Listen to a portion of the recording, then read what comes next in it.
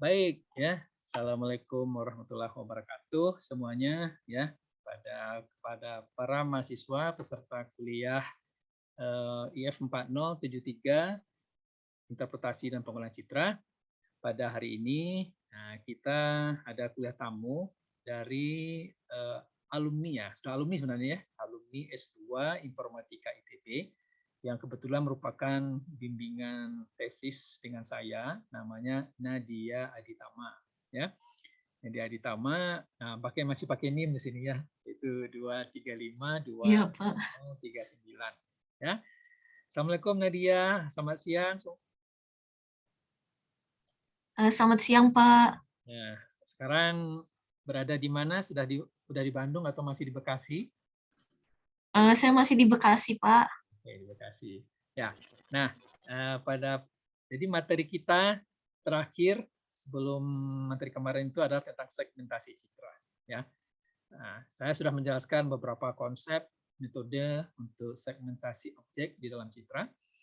Nah, yang merupakan topik bahasan kali ini dan berhubungan dengan tesis Nadia itu adalah segmentasi citra berbasis deep learning ya. Nah, karena topik tesisnya itu adalah untuk menghitung kalori jajanan pasar ya. Nah, tapi sebelum kita mulai kuliah tamu dari Nadia, saya akan perkenalkan dulu ya Nadia ini kepada para peserta. Ya, saya akan share screen ini. Sudah terlihat? Sudah, Pak. Sudah? Oke. Ya. Jadi seperti yang tertulis yang nampak di sini ya. Yang narasumber kita adalah Nadia Aditama ya. Lulusan Magister Informatika ITB, wisuda April 2022. Nah, jadi wisuda itu adalah hari Sabtu nanti ya. Nadia Aditama merupakan S1-nya alumni Universitas Telkom atau Telkom University. Angkatan berapa, Nadia? 2015, Pak. 2015 ya. Kemudian Ya. melanjutkan S2 tahun 2020 dan selesai Desember 2021. Jadi kuliah S2 ini diselesaikan hanya dalam waktu 3 semester saja, begitu ya. Dan alhamdulillah kalau nggak salah Nadia ini cum laude ya. Iya, Pak. Mudah-mudahan nanti bisa ikut wisuda yang luring ya, itu wisuda hybrid diundang. Amin. Oke, ini saya ambil dari foto profilnya Nadia ini ya, sedang memegang buku tesis setelah saya tanda tangani. Jadi tugas tesisnya berjudul Estimasi Kalori pada jajanan pasar di Indonesia menggunakan emas RCNN dan regresi linear berganda. Ya. Nah, ini adalah beberapa foto ketika sidang tesis ya, itu dilaksanakan di kampus ya. Nah, ini beberapa gambar dataset ya, dataset jajanan pasar ya. Nah, ini contoh anotasi data. Nah, ini bagaimana perhitungan kalorinya ya. Nah, ini foto ketika sudah selesai semua laporannya dan saya tanda tangani. Kemudian foto di sini ya. Nah, ini juga mahasiswa S2 namanya Fauzan. Fauzan ya. Kalau Fauzan ini ada waktu juga akan saya undang untuk Senin depan ya, kuliah tamu dari Fauzan tentang deteksi wajah menggunakan masker ya, deteksi wajah bermasker. Tapi hari ini adalah dengan Nadia lebih dahulu. Ya. Dan makalah penelitian Nadia ini kemudian disubmit ke sebuah konferensi ICPC 2T di India ya. Nah, diterima dan dipresentasikan secara online di sana ya. Dan ini adalah foto screenshot presentasi S2-nya ya, presentasi seminar konferensinya. Nah, demikian ya perkenalan kita dengan Nadia Aditama. Nah, selanjutnya saya persilakan Nadia untuk share screen, tapi saya ini dulu jadikan co-host ya, agar bisa untuk share screen. Ya, oke ini, oke. Baik Nadia, silakan.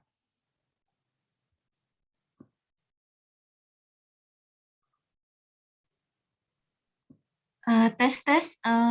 Apakah suara saya sudah terdengar? Sudah. Ya. Assalamualaikum warahmatullahi wabarakatuh. Halo semua. Jadi sebelumnya perkenalkan, nama saya Nadia Ditama, dan pada kesempatan hari ini saya akan menjelaskan mengenai tesis saya. Di sini saya akan menjelaskan dulu mengenai segmentasi citra berbasis deep learning. Di sini slide saya apakah sudah berpindah? Sudah. Ya, baik. Jadi sebelumnya tadi sebenarnya sudah perkenalan. Jadi ini saya akan perkenalan sekali lagi. Jadi nama saya Nadia Ditama. Saya seperti yang sudah dikatakan sebelumnya, saya itu dari S1 Informatika Universitas Telkom dan melanjutkan S2 Informatika di ITB. Nah, untuk research interest saya itu berada di machine learning, data science, computer vision, dan di sini saya juga belajar natural language processing. Dan di sini ada kontak saya juga, mungkin bagi ada yang mau bertanya bisa hubungi saya juga. Nah, jadi di sini adalah beberapa poin yang akan kita bahas untuk hari ini. Jadi pertama-tama saya akan jelaskan dulu segmentasi dan jenis-jenisnya itu seperti apa. Dan di sini juga akan saya jelaskan juga metode segmentasi dengan deep learning. Di sini terutama untuk Mass RCNN.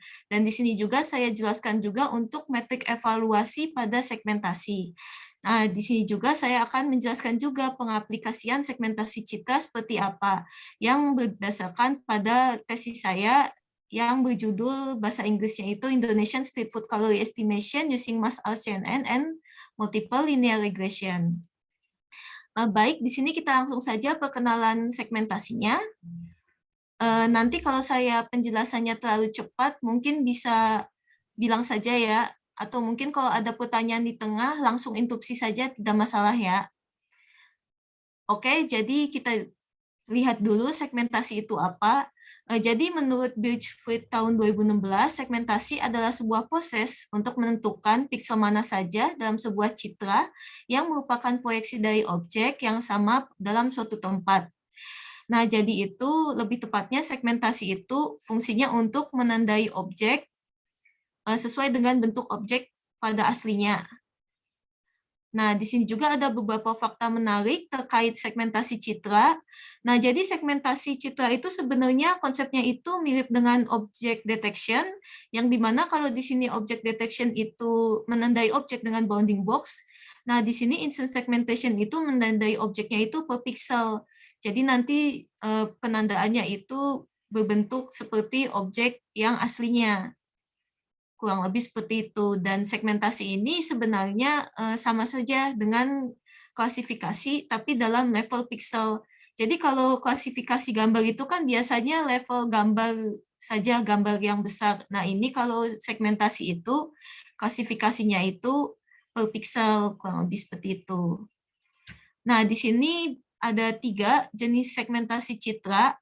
Jadi yang pertama ada semantic segmentation, yang kedua ada instant segmentation, dan yang ketiga adalah panoptic segmentation. Di sini saya jelaskan dulu untuk semantic segmentation. Nah, jadi semantic segmentation itu teknik segmentasi yang melakukan pelabelan tingkat pixel dengan kumpulan kategori objek dalam seluruh pixel gambar. Nah, jadi lebih tepatnya itu semantic segmentation itu menandai beberapa objek, tapi di sini itu objek yang saling tumpang tindih itu ditandai dengan satu daerah segmentasi. Di sini contohnya itu sebentar. Nah, kelihatannya laser saya ya. Kelihatan. Ya, jadi misalnya ini ada mobil. Jadi di sini mobil ini saling berdekatan. Nah, dengan di semantic segmentation ini, si mobil ini penandaannya itu jadi satu. Nah, contohnya juga orang-orang ini. Nah, orang-orang ini juga meskipun berjauhan, akan tetapi mereka itu termasuk satu daerah. Kurang lebih seperti itu untuk semantic segmentation. Lalu yang kedua adalah instant segmentation. Jadi sebenarnya dia itu pengembangan dari segmentation. Instant segmentation ini sebenarnya bisa kita anggap sebagai object detection, mirip seperti object detection, akan tetapi bila object detection itu hanya bounding box-nya saja. Nah, di sini itu dia menandai si daerah segmentasinya juga. Nah, di sini juga bisa kita lihat, di sini kan ada mobil yang saling bertumpang tindih. Nah, yang tadi itu semantic segmentation itu jadi satu daerah, di sini jadi 3 daerah yang berbeda, kurang lebih seperti itu. Sampai sini ada yang mau ditanyakan? Silakan kalau ada yang mau bertanya. Kalau ada mic-nya dibuka aja ya sama ininya video kameranya. Kalau tidak ada bisa lanjut Nadia. Ya. Oke, saya lanjut dulu ya. Kemudian di sini juga ada lagi yang bernama panoptic segmentation. Nah, sebenarnya panoptic segmentation itu seperti campuran antara instant segmentation dengan semantic segmentation.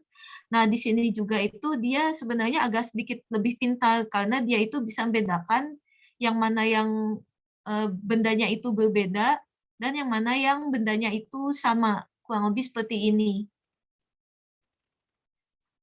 Nah, yang hari ini yang akan kita bahas, yang akan kita fokuskan adalah metode segmentasi di instant segmentation. Nah, di sini itu yang akan saya jelaskan adalah mass-RCNN. Sebelumnya di sini sudah pada familiar dengan convolutional neural network? Ayo. Sudah. Sudah. Oke, berarti aman ya? Ya, sudah belajar machine learning. Oke, siap Pak. Nah, baik. Jadi di sini saya jelaskan dulu mass-RCNN itu apa. Jadi mass-RCNN atau bisa kita sebut Mass Regional Convolutional Neural Network itu merupakan perluasan dari faster RCNN. Di sini dikembangkan oleh penelitian He DKK dalam tim FAIR atau disebutnya Facebook iResearch. Nah, jadi di sini itu dia pengembangannya itu terletak pada sebentar. Ya, jadi dia itu di sini pengembangannya itu ada di cabang ini, cabang segmentasi. Jadi kalau faster LCNN itu hanya memprediksi kelas dan box-nya, nah di mass LCNN ini juga memprediksi mass segmentasinya. Di sini adalah bagian-bagian dari mass LCNN. Jadi yang pertama itu adalah backbone model, kemudian yang kedua di sini adalah RPN, dan yang ketiga di sini adalah Roy Align, dan yang keempat di sini adalah head architecture. Nah, saya jelaskan dulu terhadap backbone model. Nah, jadi backbone model itu adalah arsitektur CNN utama untuk ekstraksi fitur suatu citra. Nah, jadi di penelitian He et al. Ini, mereka menggunakan arsitektur ResNet dan ResNext. Dan di sini mereka menggunakan kedalaman 50 sampai dan 100 layer. Nah, tapi di sini juga tidak menutup kemungkinan bahwa ada arsitektur lain juga yang bisa dijadikan sebagai backbone model. Bisa MobileNet atau mungkin VGG. Nah, mungkin kalau ada yang berminat juga ambil skripsi atau tesis mengenai mass RCNN juga mungkin bisa coba juga dengan menggunakan backbone model yang lain. Kurang lebih seperti itu. Nah, jadi di sini itu juga, di paper itu juga ada masalah. Nah, semakin dalam arsitektur neural network, maka fitur map-nya itu biasanya akan semakin kecil. Nah, makanya itu arsitektur backbone ini dilengkapi dengan yang namanya FPN atau Feature Pyramid Network. Nah, berikut ini adalah contoh backbone model ResNet dengan FPN. Oh ya, sebelumnya di sini ada yang sudah tahu ResNet seperti apa?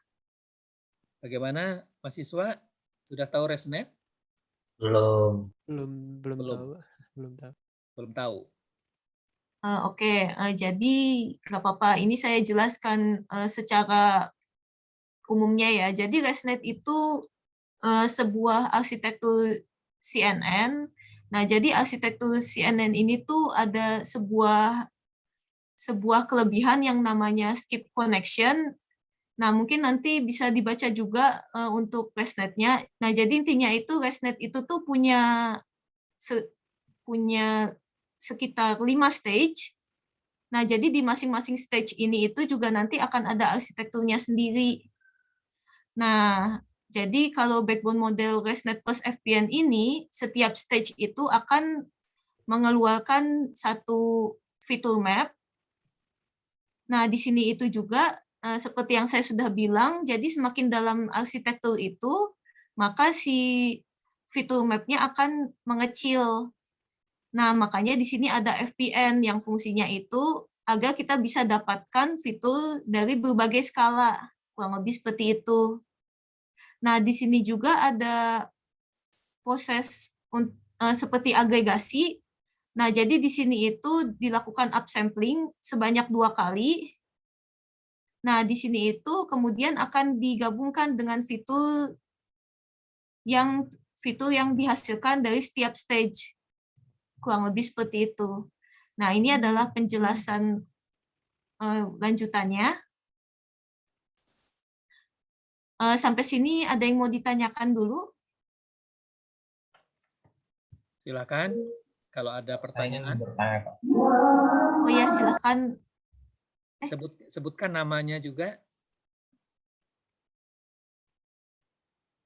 Oh iya, perkenalkan saya Muhammad Muslim 3558. Jadi pertanyaan saya tentang ResNet tadi itu apa kalau kita lihat arsitekturnya itu kurang lebih sama dengan RNN recurrent neural network. Maaf, bisa diulangi lagi? Karena ada ini ya, ada suara pengajian. Iya. Oh iya. Ditulis Iya, saja dulu. ditulis saja. Atau sambil menunggu Muhammad Muslim, yang lain ada pertanyaan? Saya mau nanya. Ya, Ya. Stefanus. Oke, perkenalkan nama saya Stefanus Gunawan, NIM 135181449, mau tanya. Saya tadi agak miss tentang apa ada yang di upsampling ini, apa ya kayak yang di upsampling dan ya itu gimana? Ini itu ya. apakah sebenarnya ya itu sebenarnya buat mengatasi ResNet yang sangat dalam kan, kalau emang tadi kan masalahnya kalau sangat dalam itu kan fitur mapnya makin kecil. Nah, dengan adanya 2 kali upsampling ini, apakah 2 kali upsampling ini bagian dari FPN ya? Iya, betul. Jadi itu si FPN itu akan melakukan upsampling 2 kalinya.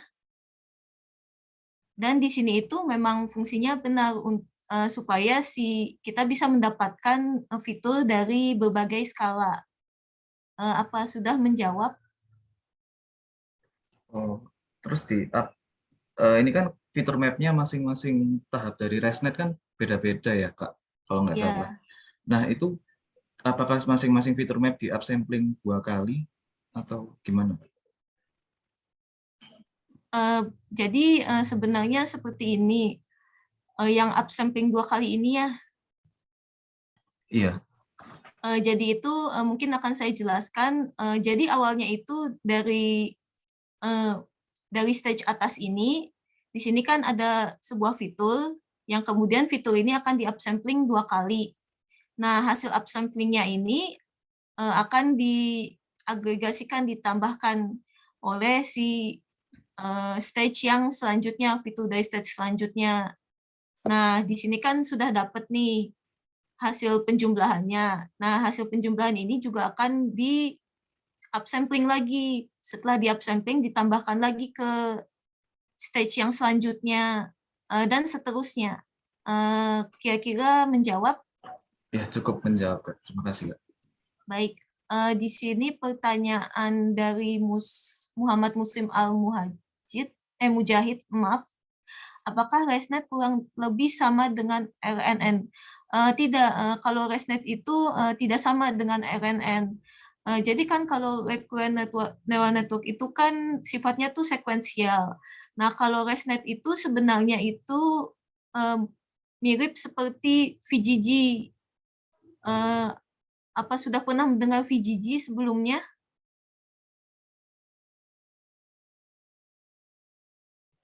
Halo? Sudah pernah mendengar VGG? VGGNet? Pernah mendengar, kata Muhammad Muslim. Oke, nah kurang lebih ResNet itu seperti itu.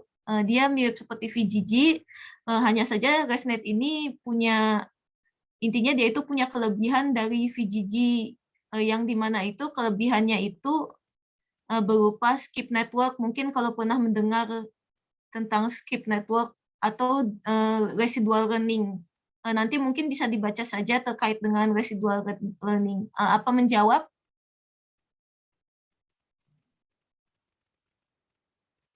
Apa terjawab? Baik, Kak. Terima kasih, kata Odi. Oke, sama-sama. Ada yang ingin ditanyakan lagi? Belum ada kayaknya. Bisa lanjut. Oke, jadi selanjutnya adalah Region Proposal Network. Nah, jadi Region Proposal Network itu adalah bagian yang memprediksi keberadaan objek beserta dengan bounding box-nya. Nah, jadi setelah kita dapatkan fitur map-nya, nah si fitur map ini akan kita cari keberadaan objeknya di Region Proposal Network. Nah, jadi di sini dilakukan sliding window, atau di sini window ini akan bergerak sebanyak satu, atau ini mungkin bisa disesuaikan. Nah, di sini itu sliding window-nya itu tidak hanya satu skala yang bergerak, akan tetapi di sini juga bisa berbagai skala. Lalu kemudian di sini juga di setiap sliding window ini nanti akan dilakukan klasifikasi. Klasifikasinya itu berupa apakah si objek tersebut itu merupakan background atau foreground. Dan di sini juga akan diprediksi juga untuk si bounding box-nya. Nah, di sini untuk di sini kan bounding box ini punya skala yang tetap ya. Nah, di regression layer ini si bounding box ini akan disesuaikan dengan ukuran objeknya. Kemudian yang kedua itu adalah Roy Align. Nah, jadi itu kan untuk yang sebelumnya dari LPN itu dia akan mengeluarkan ROI yang ukurannya itu beda-beda. Nah, biasanya untuk convolutional neural network itu akan membutuhkan gambar yang dimensinya itu sama. Nah, oleh karena itu kita akan samakan dimensinya itu di Roy Align. Nah, di sini akan saya jelaskan secara umum untuk perhitungan Roy Align-nya. Jadi di sini itu kita mempunyai sebuah kotak. Kotak ini bisa namanya bin, sekitar 2 kali 2 bin. Nah, kemudian di sini ada 4 titik, yang dimana si masing-masing titik ini akan dilakukan operasi bilinear interpolation. Di sini apa sudah belajar bilinear interpolation? Sudah Atau ada sudah Pak? di materi citra ada diberikan. Oh, baik Pak. Jadi di sini masing-masing titik ini akan dilakukan linear interpolation. Nah, kemudian di sini keempat poin ini ketika sudah dapat nilainya, di sini akan dilakukan operasi max atau average. Nah, jadi di 4 titik ini bisa kita rata-ratakan atau bisa kita gunakan operasi max. Nah, ini akan dilakukan seterusnya sesuai dengan dimensi yang ingin kita resize, kurang lebih seperti itu. Sampai sini ada yang ingin ditanyakan?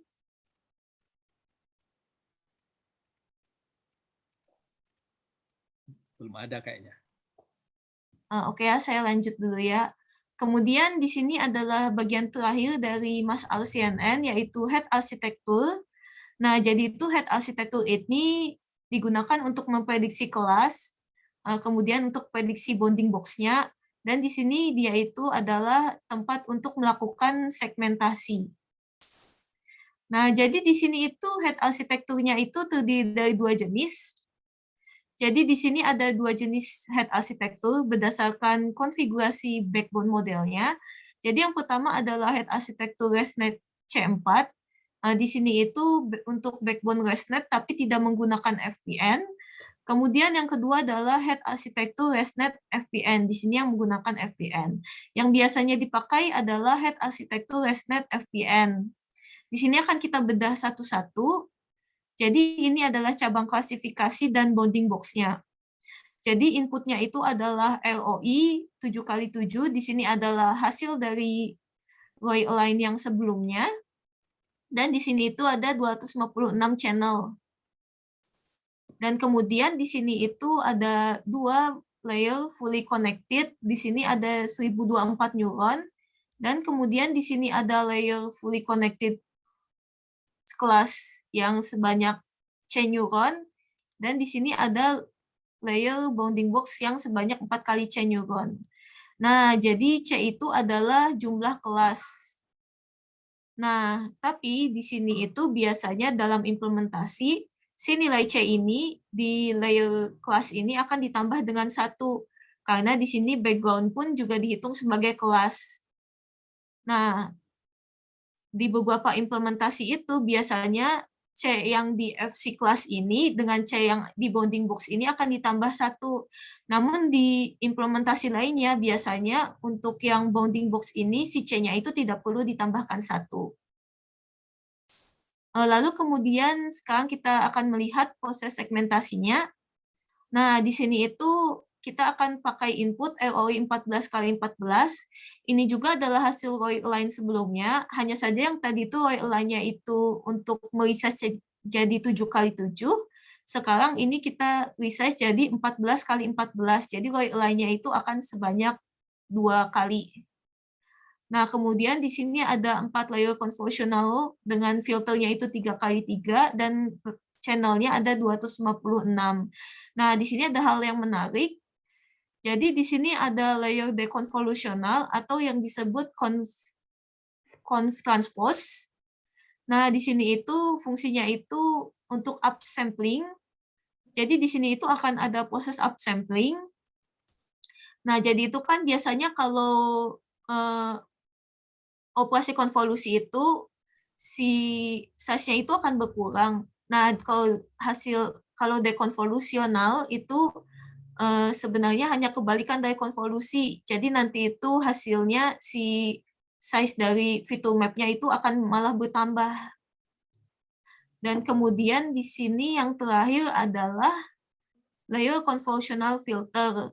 Nah, jadi di sini filternya itu hanya 1x1 dan kemudian di sini itu jumlah channelnya sebanyak kelasnya. Nah, ini tidak perlu ditambahkan dengan 1. Karena kita akan berfokus pada objeknya saja. Nah, lalu kemudian untuk dapat masknya itu bagaimana? Nah, jadi nanti itu di channel ini, di sini kita akan pilih satu channel. Satu channel ini sesuai dengan kelasnya. Lalu kemudian akan ada post-processing juga berupa penyesuaian. Jadi penyesuaian besar mask ini sebesar dengan objek gambar aslinya, kurang lebih seperti itu. Sampai sini ada yang mau ditanyakan? Ada pertanyaan? Belum ada. Oke, kita lanjut saja ya. Nah, sekarang saya akan jelaskan mengenai metrik evaluasi. Nah, sebelumnya kita berkenalan dulu dengan IOU, atau di sini kita sebut intersection of a union. Jadi IOU itu lebih tepatnya sebuah rasio dari area overlap. Jadi itu di sini itu kita menghitung irisan antara hasil deteksi dengan ground truth. Kalau belum tahu ground truth itu jadi adalah deteksi yang benarnya, penandaan deteksi yang benarnya, dan di sini adalah hasil deteksi kita. Nah, kemudian itu di sini dibagi dengan area of union atau disebut gabungan dari ground truth dengan detection. Nah, IOU ini fungsinya untuk apa? Di sini untuk menghitung confusion matrix, yang dimana itu di sini yang pertama itu kita akan menghitung true positifnya, yang dimana di sini IOU-nya itu lebih besar dari threshold. Nah, di sini threshold-nya itu bebas mau berapa aja. Di sini bisa kalian mainkan juga untuk threshold-nya. Kemudian yang kedua di sini adalah ada false positif, jadi IOU-nya lebih kecil dari threshold, atau hasil deteksinya itu sama sekali tidak beririsan dengan ground truth. Nah, kemudian yang terakhir adalah false negatif, jadi di sini tidak ada hasil deteksi yang beririsan dengan ground truth. Atau di sini bisa dibilang seluruh hasil deteksinya itu kurang dari threshold. Kurang lebih seperti itu. Lalu kemudian di sini ada dua metrik evaluasi yang biasa dipakai di instance segmentation. Yang pertama adalah precision recall F1 score, dan yang ketiga adalah mean average precision. Jadi saya jelaskan dulu mungkin ada yang lupa precision recall dan F1 score seperti apa. Nah, jadi yang pertama adalah precision. Jadi precision itu lebih tepatnya adalah rasio dari prediksi benar dengan seluruh hasil prediksi. Nah, di sini ada rumusnya TP per TP plus FP. Jadi ini itu rasionya ke seluruh hasil prediksinya. Lalu yang kedua adalah recall, yaitu rasio prediksi benar dengan keseluruhan data positif yang benar. Jadi di sini itu kita melihat rasionya yang benar, rasio prediksi yang benar saja. Kurang lebih seperti itu. Lalu yang terakhir adalah F1 score. F1 score ini hanyalah rata-rata harmonik saja dari precision dan recall. Sampai sini ada yang mau ditanyakan? Kayaknya sudah mengerti kalau soal precision dan recall itu. Oh, siapa? Baik ya. Nah, di sini mungkin ada yang belum tahu mengenai ini adalah mean average precision. Jadi ini biasanya salah satu metrik evaluasi juga, dia itu juga sering dipakai di object detection atau segmentation. Nah, di sini adalah rumusnya, yang dimana itu rumusnya itu adalah rata-rata dari average precision. Nah, di sini mungkin ada yang belum tahu juga mengenai average precision ini, cara menghitungnya seperti apa. Nah, di sini akan saya jelaskan di slide selanjutnya. Jadi langkah-langkah perhitungannya itu sebagai berikut. Jadi pertama kita perlu menghitung precision dan recall dari sejumlah titik threshold IOU. Nah, contohnya seperti ini. Misalkan kita menetapkan range IOU-nya itu sekitar 0,5 sampai 0,95. Nah, di sini itu kita mempunyai sejumlah titik threshold IOU-nya dengan intervalnya itu sekitar 0,05. Jadi di sini ada titik 0,5, 0,55, sampai 0,95. Nah, masing-masing titik ini akan kita hitung precision dan recall-nya. Lalu kemudian kita akan membuat precision dan recall curve. Jadi di sini kita membuat sebuah kurva antara precision dan recall. Nah, lalu kemudian kita hitung average precision-nya. Nah, berikut ini adalah formula untuk menghitung average precision-nya. Jadi di sini N itu adalah jumlah dari threshold-nya, yaitu jumlah dari threshold yang tadi. Lalu kemudian di sini adalah recall dari titik yang sebelumnya dengan titik recall yang, maksud saya titik recall yang sekarang dengan titik recall yang setelahnya, kemudian dikali dengan titik precision yang sekarang. Kurang lebih seperti itu. Baik, setelah sampai sini ada yang mau ditanyakan? Ada pertanyaan?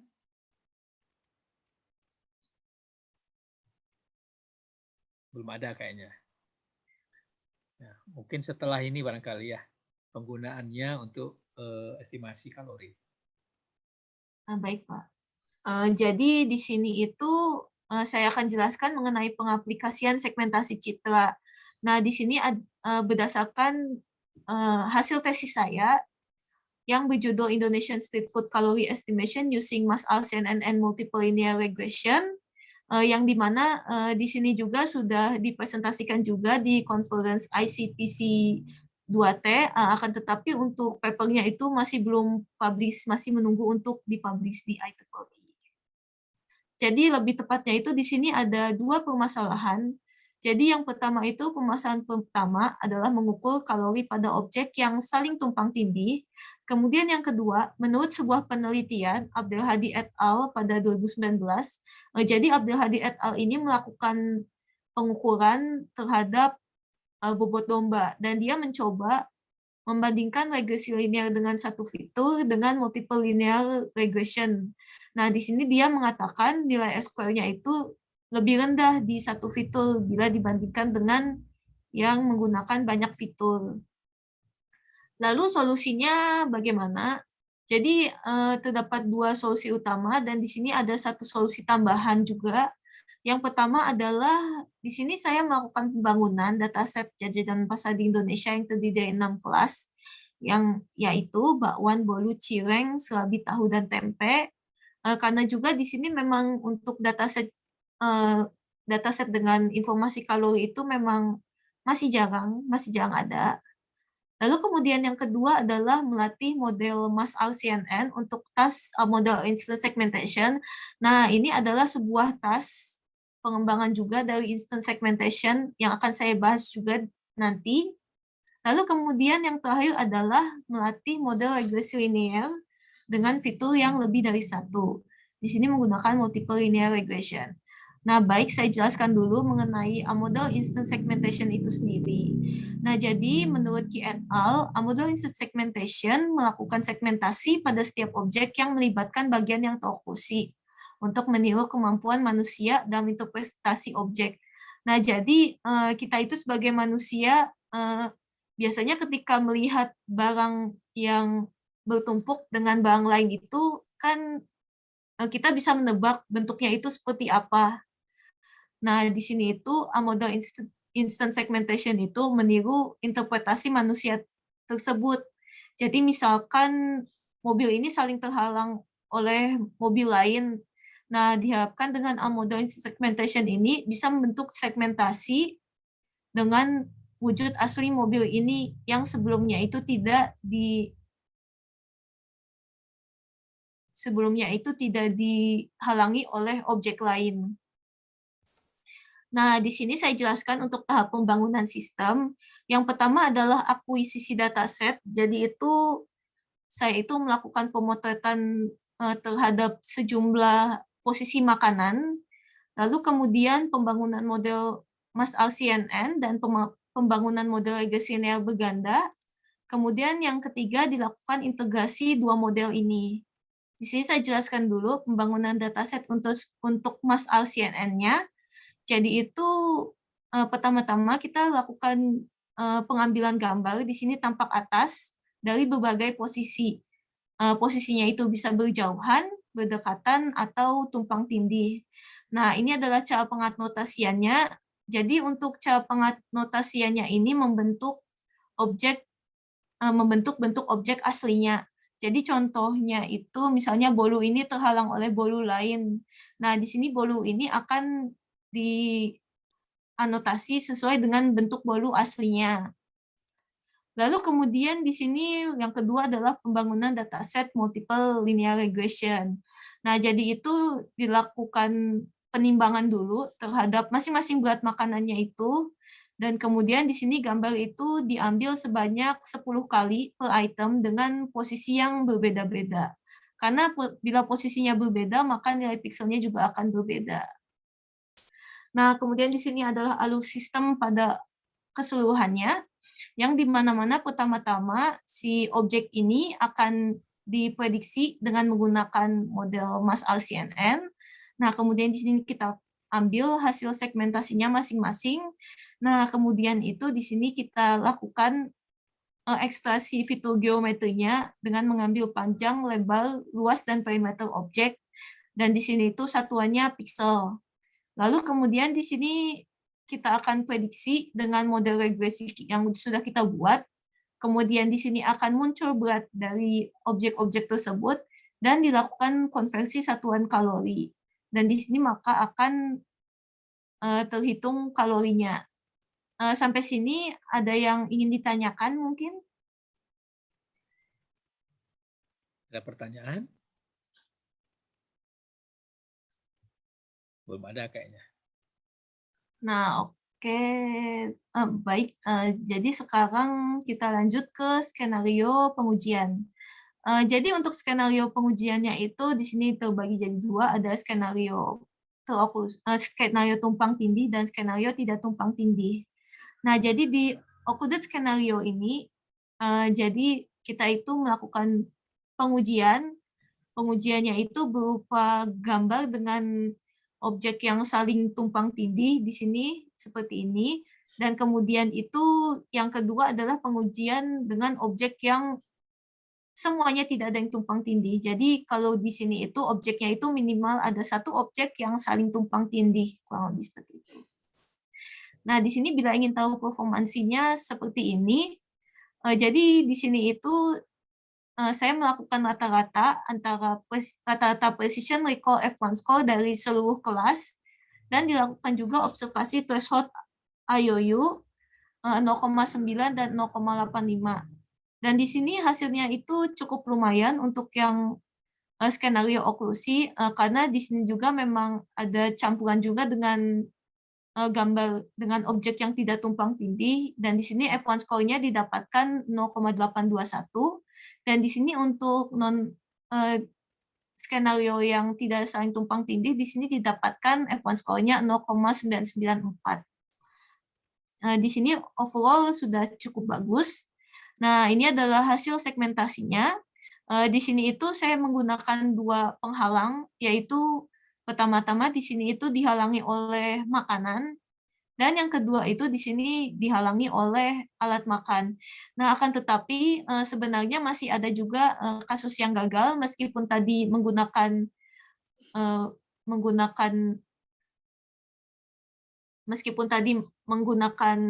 ResNext, backbone model ResNext ini yang paling bagus, tapi memang masih ada kekurangan. Kekurangannya itu juga cukup krusial. Jadi yang pertama-tama itu akibat dari pencahayaan. Nah, di sini itu objek yang seharusnya ada 2, di sini disegmentasi menjadi 1 objek. Nah, di sini kita ini inginnya itu harusnya segmentasinya itu di sini jadinya 2 objek. Nah, kemudian di sini juga masih ada deteksi yang salah bila misalnya ada objek yang benar-benar saling tumpang tindih. Jadi di sini ada deteksi false positif, dan kemudian memang beberapa objek juga memang masih belum bagus dalam membuat bentuk segmentasinya ketika ada objek yang menghalangi. Nah, di sini saya juga akan tampilkan juga hasil estimasi kalorinya. Nah, di sini performansinya diukur dengan metrik mean absolute error. Di sini ada yang belum tahu mean absolute error seperti apa? Belum tahu. Nah, jadi mean absolute error itu kita hanya mengurangi saja prediksi yang benar dengan prediksi yang... Jadi absolute error itu hanya mengkurangkan prediksi yang benar dengan... maksud saya bukan prediksi. Jadi mengurangkan hasil yang benar dengan hasil prediksi kita, kemudian akan dirata-ratakan dari semua data yang ada. Nah, bila ingin melihat hasilnya seperti ini, dan di sini juga saya melakukan observasi pada fitur regresi linearnya. Di sini ada kombinasi fitur area saja, fitur panjang dan lebarnya saja, dan di sini fitur keseluruhan, fitur panjang, lebar, area, dan perimeter. Nah, di sini dapat dilihat masing-masing kelas itu menghasilkan hasil yang berbeda. Jadi ada yang paling bagusnya di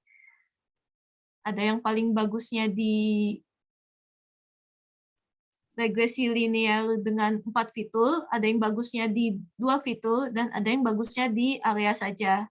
Nah, untuk di skenario tumpang tindih itu bisa juga kemungkinan disebabkan juga karena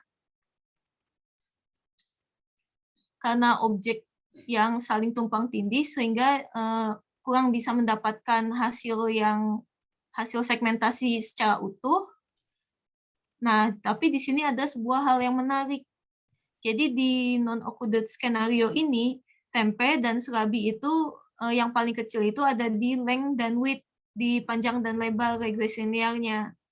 Nah, bisa juga ini juga bisa disebabkan karena tempe dan serabi itu bentuknya simetris. Jadi tempe itu bentuknya kotak dan serabi itu bentuknya bulat. Nah, jadi kesimpulannya, meskipun Mas RCNN dengan backbone ResNext punya performansi yang paling baik, namun masih ada kesalahan segmentasi seperti yang sudah saya sebutkan. Nah, di sini juga bisa ditemukan juga lebih banyak fitur juga belum tentu dapat menurunkan error pengukuran. Di sini bisa kita lakukan selanjutnya seperti apa. Nah, mungkin bagi yang tertarik juga untuk penelitian yang seperti ini bisa menambah juga variasi datasetnya dengan lebih banyak variasi posisi tumpang tindih, karena yang kemarin itu posisi tumpang tindihnya itu memang masih tergolong sedikit. Kemudian bisa juga coba juga teknik instant segmentation yang lain untuk kasus model instant segmentation. Nah, atau misalkan bila menemukan teknik model instant segmentation yang sudah ada, di sini bisa kita coba juga dan bisa kita bandingkan juga. Nah, di sini juga saya juga sudah lampirkan referensi di slide. Mungkin nanti saya akan kirimkan juga slide-nya lewat Pak Rinaldi ya, Pak, Ya, supaya bisa dilihat juga buat teman-teman juga. Nah, di sini juga saya juga lampirkan juga beberapa link juga yang mungkin ini akan useful buat penelitian kalian juga nanti. Dan di sini selanjutnya saya akan perlihatkan untuk demo programnya. Kita akan lihat bagaimana ini bekerja. Jadi sebentar teman-teman, saya akan pindah ke programnya dulu ya.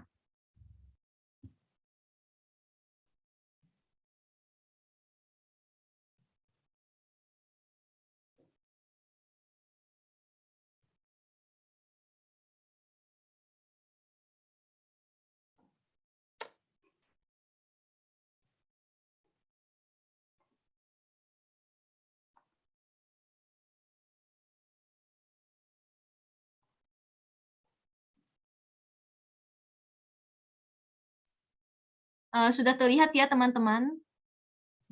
belum ininya gambarnya belum ke bawah. Oh iya Pak. Nah, jadi kurang lebih itu seperti ini contoh implementasinya. Nah, di sini berhasil melakukan segmentasi pada bakwan. Nah, di sini adalah hasil dari pengukuran kalorinya. Jadi di sini itu seperti yang saya sebutkan itu, saya mencoba 3 jenis fitur. Yang pertama fitur panjang lebar, yang kedua adalah fitur yang diusulkan, dan kemudian ada fitur luas. Nah, di sini dapat dilihat beberapa gambar itu sudah cukup mendekati kalori aslinya, dan di sini juga dapat lihat absolute error-nya itu cukup kecil. Nah, di sini juga ada relative error. Nah, bagi yang belum tahu, relative error itu sebenarnya hanya rasio error saja yang dihitung dari absolute error-nya. Mungkin kita coba dengan gambar yang lainnya ya. Yang lebih banyak gitu ya. Nah, betul, Pak. Misalkan, nah, yang ini. Nah, di sini ada contohnya. Jadi, memang seperti yang saya sebutkan juga, memang untuk yang tumpang tindih ini masih belum terlalu bagus untuk bentuk segmentasinya. Nah, di sini juga dapat dilihat untuk tempe, di sini juga sudah berhasil juga dapat kalori aslinya. Nah, di sini adalah kalori untuk bolu, dan di sini adalah kalori dari serabi. Lalu kemudian kita coba lagi. Nah, di sini ada 5 bentuk. Nah, di sini ada hal yang menarik, ada kesalahan deteksi. Nah, jadi ini beberapa deteksi itu sudah benar.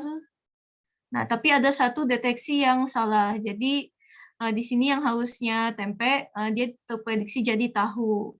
Nah, di sini itu kita tidak perlu untuk mengukur kalorinya. Jadi di sini dikosongkan saja. Karena di sini kelas prediksi dan kelas buntutnya itu tidak sama. Nah, lalu kemudian di sini kita coba lagi.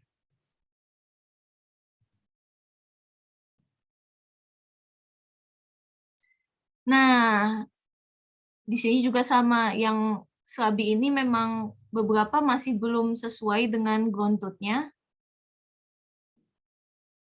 Nah, di sini juga ada hal yang menarik. Jadi bila si gontutnya itu masih belum menyerupai atau IOU threshold-nya itu masih kurang dari 0,85, nah di sini prediksinya itu tidak akan dikeluarkan. Nah, di sini juga sama, prediksinya juga tidak akan dikeluarkan. Nah, ini adalah kalorinya. Ya, kurang lebih seperti itu untuk demonya. Jadi mungkin dari saya ini saja. Bila ada pertanyaan yang ditanyakan bisa langsung saja. Baik, Nadia. Nadia, bisa ditampilkan kembali alur sistem yang tadi di PPT-nya? Iya, Pak, sebentar, Pak.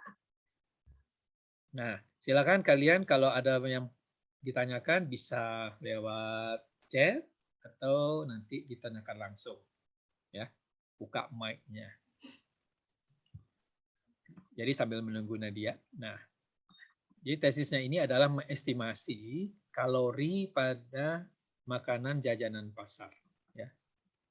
Nah, dengan menggunakan deep learning ya. Ya. Coba tadi ada kayaknya ya alur sistem ya.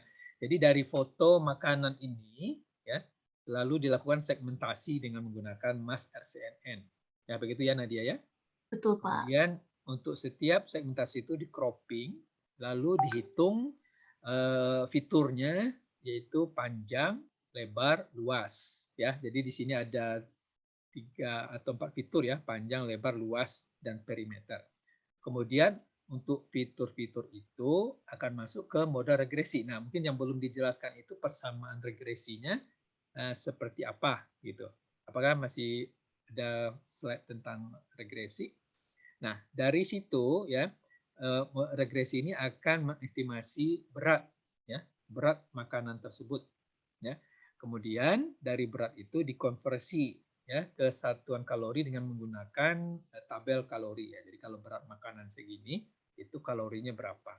Lalu hasilnya adalah berapa kalori untuk setiap jenis jajanan pasar tersebut. Kalori 1, kalori 2, kalori 3 dan 4. Nah, dia barangkali yang di sini yang belum jelas itu adalah model regresinya seperti apa.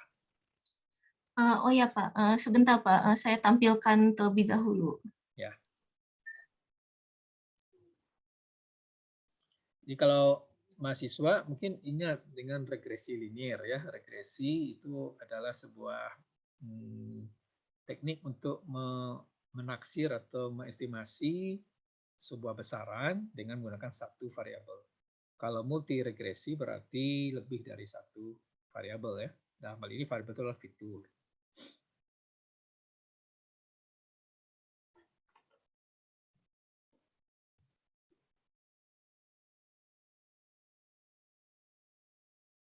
Silakan kalau ada pertanyaan-pertanyaan ya terkait dengan segmentasi citra. Oke, ini adalah persamaan multiple linear regression ya. Jadi Y itu menyatakan berat nanti ya kepada persoalan ini, Y itu adalah berat makanan. Ya, kemudian X1, X2, X3, X4 itu adalah fitur ya. Area, perimeter. Jadi tujuan regresi itu mencari nilai B0, beta 0, beta 1, beta 2, beta 3, beta 4 gitu ya, Nadia ya. Betul, Pak. Dengan nilai error E yang minimum. Tadi itu. Ya. Jadi nanti dicobakan untuk berapa fitur itu? 2 fitur, 3 fitur gitu ya. 2 variabel, 3 variabel. Iya, Pak, betul, Pak. Nah, demikian ya presentasi dari Nadia ya, yaitu penggunaan segmentasi berbasis deep learning ya dalam mengestimasi berat makanan dan kalorinya. Nah, silakan ajukan pertanyaan kepada Nadia. Siapa? Ayo, Anissa, saya panggil satu-satu aja nih. Ya. Radian, ada pertanyaan enggak? Kevin? Boleh nih Pak, boleh. Ya. Kevin dibuka kameranya. Oke. Aku kenalin dulu, sebenarnya aku Nanti Kevin 135.180.35 mau nanya mungkin untuk datasetnya ada dilakukan augmentasi gitu nggak ya? Mungkin, Dilakukan apa? mungkin kayak augmentasi mungkin kayak misalnya mungkin gambarnya di rotate dikasih noise atau semacam kayak gitu. Soalnya tadi kan ada Oh, problem di lightingnya gitu kan, mungkin apakah lewat augmentasi bisa lebih bagus gitu hasilnya, kayak lightingnya diubah gitu biar brightness kontrasnya diubah gitu mungkin. iya. Jadi kalau sebenarnya memang saya ada melakukan augmentasi, akan tetapi augmentasinya itu memang tidak semua gambar saya augmentasi. Nah, tapi untuk augmentasinya itu saya lebih ke rotate saja. Jadi supaya memperbanyak posisi gambarnya, cukup saya rotate saja. Saya belum sempat kepikiran juga waktu itu soal lightning-nya menggunakan augmentasi lightning itu juga. Mungkin bisa juga dicoba soal itu juga. Begitu, Kevin. Ya, sudah cukup. Terima kasih, Pak. Dimas, ada pertanyaan Dimas? Belum. Fadil? Fadil? Anissa Rahim? Muhammad Naufal? Hanif? Bambang Haryo? Chandrika? Chowski Ozer? Enggak ada, Pak. Muhammad Muslim? Tidak ada, Pak. Muhammad Rizky? Mutiara? Nafkan? Stefanus Gunawan, Gus Ega? Ya, Pak, saya mau tanya. Ya. Oke, perkenalkan lagi, saya Stefanus Gusega Gunawan, NIM 1351849. Saya mau nanya, tadi kan di data, maksudnya di pas ngetesnya juga itu kan latar belakangnya, terus piringnya itu kan posisinya kayaknya sama ya. Nah, kalau misalnya saya ganti dengan gambar yang piringnya beda atau mungkin nggak ada piringnya atau mungkin ya kayak kalau nggak ada piringnya terus habis itu kalau gambarnya itu ukurannya misalnya lebih tajam gitu berapa ribu kali ribu piksel gitu, itu apakah modelnya udah bisa ya mengatasi kayak gitu? Jadi gambar piringnya beda ya. Iya, atau piringnya digeser gitu, Pak. Itu apakah udah dipertimbangkan? Sebenarnya waktu itu kalau piringnya bergeser dan kawan-kawannya belum, karena memang juga untuk tesis ini memang saya batasi juga. Jadi memang saya batasi satu piring saja, dan kemudian di sini itu juga untuk jaraknya memang fix. Nah, kenapa fix itu? Karena di sini itu saya belum mempertimbangkan juga untuk jarak yang dinamis. Jadi untuk jaraknya masih statik dan pikselnya itu tidak berubah secara signifikan, kurang lebih seperti itu. Oke. Terima kasih, Kak, udah menjawab. Ada Sama-sama. lagi? Nafkan? Nah, kalau sambil menunggu pertanyaan nih. Nadia, itu tentang segmentasi tadi yang menggunakan kelas ya. Kelasnya ini apakah otomatis ya? Jadi, ataukah ditentukan terlebih dahulu berapa kelas? Misal, ya, tadi kan kita punya jalan pasar nih. Ada 5, berarti 5 kelas kan ya. Nah, kalau segmentasi untuk sembarang gambar nih, kelas-kelasnya ini apakah secara otomatis jumlahnya ditentukan sendiri atau kita perlu memberikan input berapa kelasnya? Biasanya kalau untuk Mas LCNN ini, dia itu kelasnya kita tentukan terlebih dahulu, Pak. Jadi kita sudah tahu gitu ya objeknya apa saja. Iya, Pak, betul, Pak. tidak bisa misalnya secara otomatis melakukan pengklasifikasian ke sejumlah kelas gitu. Belum Pak, belum bisa Pak. Belum bisa. Ya. Baik, ada lagi pertanyaan enggak?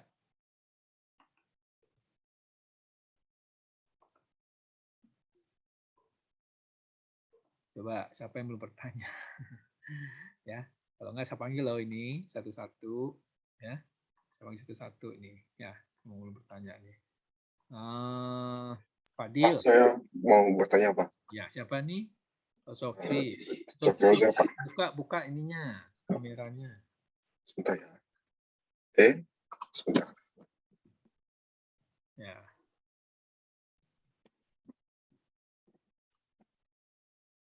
Sebentar, Pak. Nggak apa-apa, santai aja ya. Jadi Nadia nanti wisuda hari Sabtu nih ya. Gimana? Iya, Pak. Apakah wisudanya ini dapat undangan untuk hadir offline atau bagaimana? Iya Pak, saya dapat Pak, alhamdulillah. Offline ya. Di mana? Ya. Aula Barat atau di Sabuga? Setahu saya Aula Barat Pak. Di Aula Barat ya. Jadi hari Sabtu nanti berada di sini. Oke, Chowski, silakan pertanyaannya. Ini mungkin agak off topic dikit Pak sama Kak. Minta tips TA dong Kak. Terima kasih. Tips apa? Tips TA. Tips. Iya. Ya, karena 2018 ini, angkatan 2018 ini sebenarnya sekarang ini juga sedang mengerjakan tugas akhir. Tips-tipsnya apa? Nah, dalam hal ini tips-tips tesis ya. Saya tesis TA mirip-mirip. Oh iya, jadi tipsnya itu yang pertama, jadi kalian itu biasanya itu cari tahu dulu interest kalian itu di mana. Jadi misalnya saya itu memang interest-nya di computer vision dan sejenisnya, dan dulu memang waktu S1 itu juga saya memang interest-nya ke sana, dan dulu TA saya juga mengarah ke computer vision. Nah, jadi makanya saya pilih computer vision sebagai tesis saya. Mungkin kalau kalian juga cari tahu dulu minat kalian itu di mana, entah bisa di computer vision atau mungkin ke natural language processing, atau bisa juga tuh combine computer vision dengan natural language processing. Contohnya mungkin bisa ke image captioning atau pokoknya sudah banyak untuk riset-riset yang seperti itu. Kemudian kalau kita udah tahu interest-nya, kita juga cari tahu dulu nih topik yang kita mau itu seperti apa. Contohnya mungkin lebih ke image recognition atau object detection, atau mungkin bisa juga coba segmentasi. Nah, habis itu sering-sering juga memperbanyak baca-baca paper juga.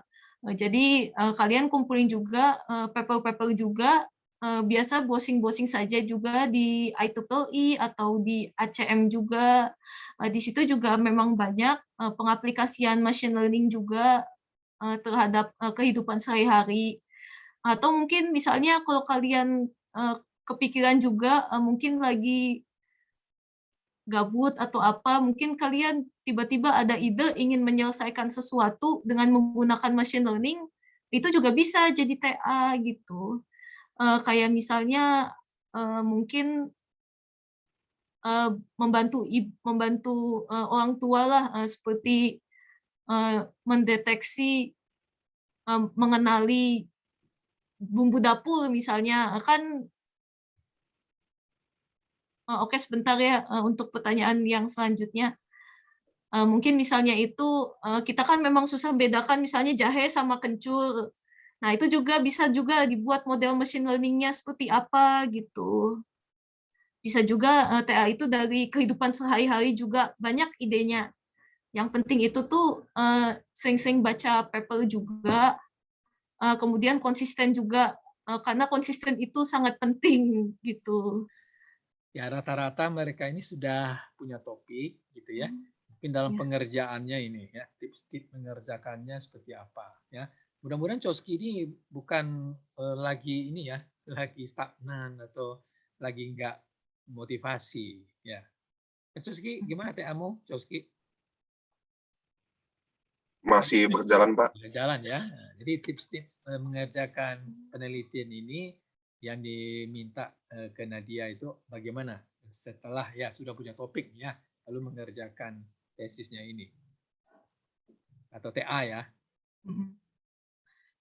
Nah, sebenarnya kalau kuncinya itu konsisten, kemudian itu biasanya itu mengerjakannya di awal-awal saja. Jadi waktu itu memang saya tesis itu setelah proposal itu memang sudah menyicil dari datasetnya, kemudian coba-coba codingan yang dari paper, codingan Mas Arsen ini juga sudah saya coba-coba.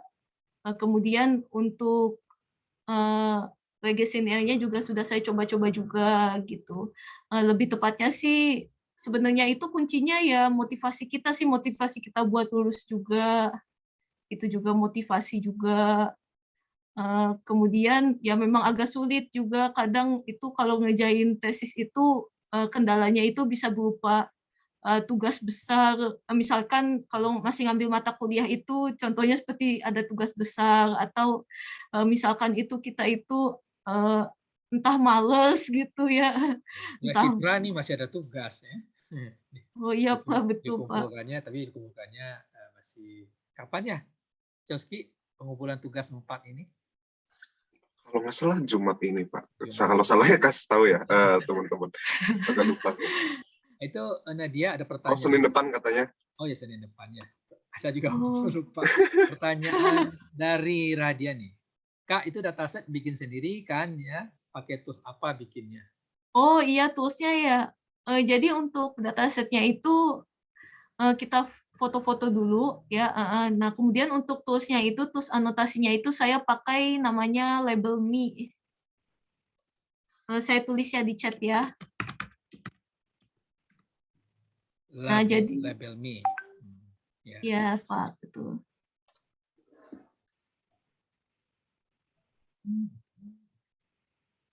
Nah, jadi kurang lebih seperti itu.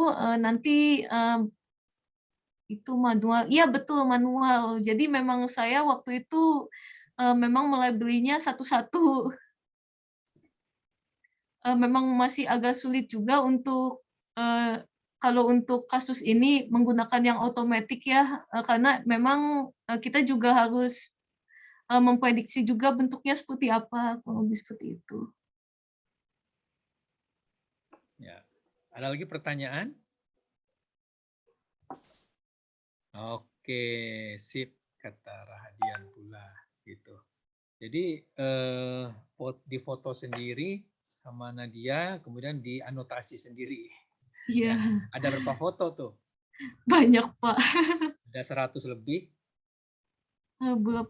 Sekitar 1000 Pak. Wah, ada 1000 foto kemudian Iya. dianotasi. Jadi bikin datasetnya sendiri karena memang dataset jajanan pasar ini belum ada ya, Nadia ya. Iya Pak. Jadi persoalan dari segmentasi ini adalah adanya oklusi. Ya. Kalau adanya oklusi maka performa dari segmentasi ini berkurang ya. Iya Pak. Nah, kemudian selain oklusi tadi apalagi tadi persoalan yang muncul?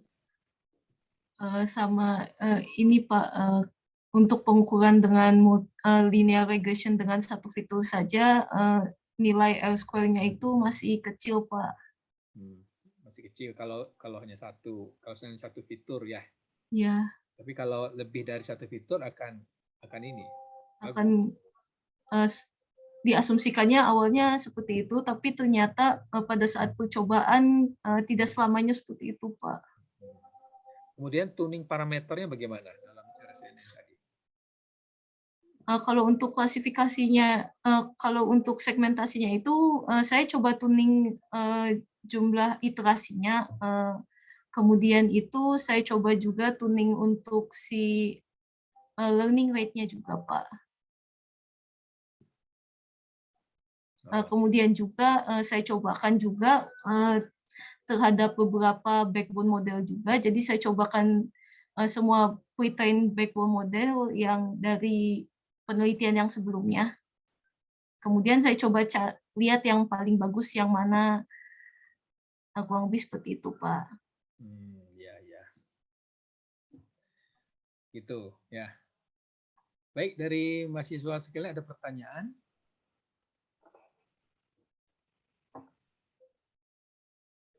Nah, kalau tidak ada, ya, nah kami dari Stay ini memberikan sertifikat ini ya buat Nadia ya. Nah, ya, sertifikat apresiasi dari Stay yang mengisi kuliah tamu IF 4073 interpretasi dan pengolahan citra. Ini versi PDF-nya ya, nanti versi hard copy-nya akan dikirim ke rumah ya. Nanti Baik, Pak. alamatnya saja. Jadi terima kasih kepada Nadia ya yang telah mengisi sesi kuliah IF 4073 interpretasi dan pengolahan citra, yaitu aplikasi segmentasi citra menggunakan deep learning dengan kasusnya adalah untuk estimasi kalori makanan jajanan pasar. Ya, demikian hari ini. Silakan kalian buka kameranya ya. Nah, kita foto bersama nih. Ya, ayo. Ya. Buka kameranya ya. Ya. Anissa, Chandrika, Nafkan, Bambang Haryo, Fadil. Nah, kalau sekarang kan nggak pakai masker ya.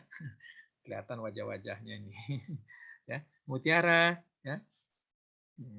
Ya, Bambang Haryo, Anissa, Nafkan ya. Nah, Chandrika, Mutiara,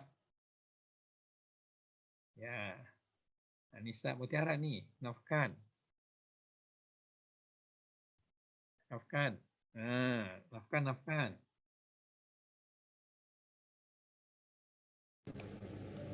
Ada salah deh ini. nah, Udah terjadi. itu ya, 1, 2, 3, ya, oke, ya, terima kasih ya. Nah, dengan demikian maka materi kuliah tamu kita hari ini kita akhiri sampai di sini. Terima kasih kembali kepada Nadia atas waktunya ya memberikan semacam insight tentang segmentasi berbasis deep learning dan tentang tesis penelitian yang dilakukannya. Ya, selamat sekali lagi sudah menyelesaikan S2 ini dalam waktu yang cepat ya, yaitu 3 semester. 3 semester ya, dan lulus dengan predikat cum laude. Ya. Baik, sampai di sini pertemuan kita ya. Nah, saya ucapkan selamat sore. Wassalamualaikum warahmatullahi wabarakatuh.